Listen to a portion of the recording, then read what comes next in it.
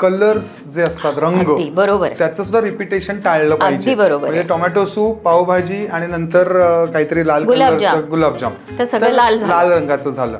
तर त्याच्यात पण विविधता आली पाहिजे, कन्सिस्टन्सी मध्ये विविधता आली पाहिजे की सगळंच पातळ आहे म्हणजे मिसळ पण आहे, सूप पण आहे आणि म्हणजे सगळंच संध्याकाळी पण बासुंदी आहे गोड मध्ये. तर तसं नाही व्हायला पाहिजे. कन्सिस्टन्सी आहे, कलर कॉम्बिनेशन आहेत, त्याचा अपिअरन्स जो आहे सगळंच फ्राईड आहे, सगळंच कोरडं आहे तर ते नाही चालणार.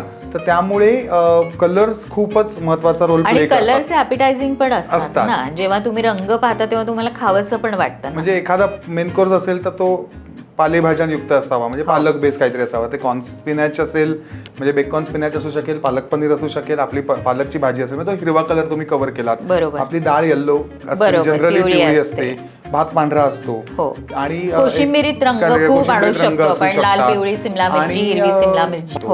तर ते आय अपील करण्याच्या दृष्टीने मेन्यू प्लॅनिंग जेव्हा करतो तेव्हा शक्यतो एक कलर जर समजा रिपीट होत असेल तर तो रिप्लेस करणं फार गरजेचं आहे.